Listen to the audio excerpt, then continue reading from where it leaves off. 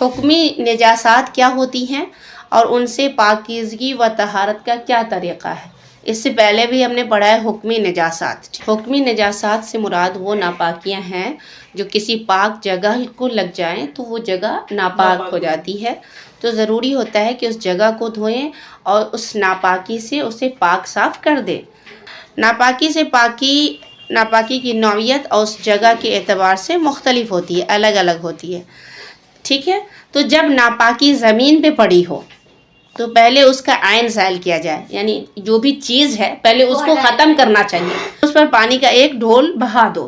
ठीक है, अब जैसे पेशाब किसी ने कर दिया तो उसमें तो सीधे पानी का डोल बहाएंगे, लेकिन अगर कोई और इस तरह की नापाकी लगी पड़े उस नापाकी को ख़त्म करे। ठीक है, उसके बाद पानी बहाएं। ज़मीन पे अगर नापाकी लगी है तो पहले क्या करेंगे, उसको ज़ाइल करेंगे, फिर उस पर पानी बहाएंगे। तो नापाकी से पाकी हासिल करने का एक तरीका ये हुआ निजासत हुक्मी में। ठीक है, कुत्ते की नापाकी ये क्या होती है, मानवी होती है। ठीक है, उससे पाकी हासिल करने के लिए बर्तन को 7 मरतबा धोना ज़रूरी है और एक बार मिट्टी से मांजा जाए। नबी सल्लल्लाहु अलैहि वसल्लम ने फरमाया, जब तुम्हारे किसी के बर्तन में कुत्ता मुंह मारे तो चाहिए कि उसे 7 बार धोए, उनमें से एक बार मिट्टी से मलकर धोए और बेहतर ये कि पहली बार इंसान मांज ले, है ना। नबी सिर्फ कुत्ते के लिए ये, अगर बिल्ली मुंह डाल दे तो बिल्ली तो पाक होती है। बिल्ली अगर आपके बदन पे भी चढ़ जाए तो आप नापाक नहीं होते हैं।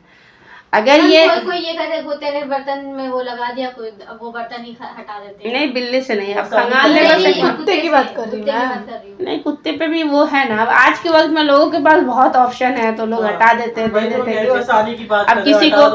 अब किसी को देना भी है तो उसको पाक करके ही दीजिए आप। ठीक है, अगर ये नापाकी ज़मीन पर ना हो और ना कुत्ते की नजासत हो, सुनो, अगर ये नापाकी ज़मीन पर ना हो और ना कुत्ते की नापाकी हो तो राजिह कौल के ठीक है, राजिह कौल के मुताबिक उस नजासत का ऐन और जिर्म ज़ाइल कर दिया जाए। जिस तरह भी हो तो वो चीज़ पाक हो जाएगी, खा एक बार धोने से ज़ाइल हो या 2 बार या 3 बार या 4-5 बार धोने से। यानी अगर ज़मीन पे नहीं लगी हो, ज़मीन पे साफ़ करने का क्या तरीका है कि पानी बहा दिया जाए। ठीक है, हटाकर।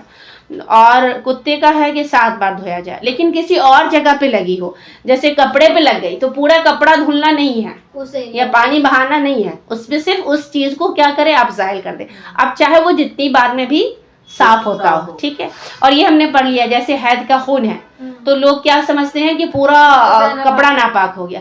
अगर आपके कपड़े में लगा है तब आपका सिर्फ वो पार्ट गंदा हुआ जहाँ लगा है, उसको आप धुलकर उस नापाकी को ज़ाइल करके आप उसमें नमाज पढ़ सकते हैं। समझ में आई बात।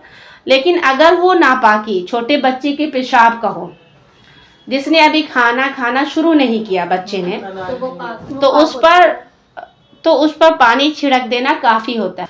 उसे मलने और धोने की भी ज़रूरत नहीं है, छींटा मार देंगे। अगर 6 महीने से पहले की बात है, यानी 6 महीना तक ही दूध पे रहते हैं बच्चे, 6 महीने के बाद लोग खिलाना पिलाना शुरू कर देते हैं। लेकिन अगर 2 साल का भी बच्चा है, 2 साल तक, और किसी ने दूसरी चीज़ें दूसरी ग़िज़ाएँ नहीं खिलाई हैं, सिर्फ दूध पे पल रहा है बच्चा अगर, तो क्या है उस पर सिर्फ छींटा मार देना काफ़ी है। छोटे बच्चे के पेशाब जिसने अभी खाना शुरू नहीं किया है तो निजासत खफीफ़ा कहलाती है, हल्की नापाकी कहलाती है।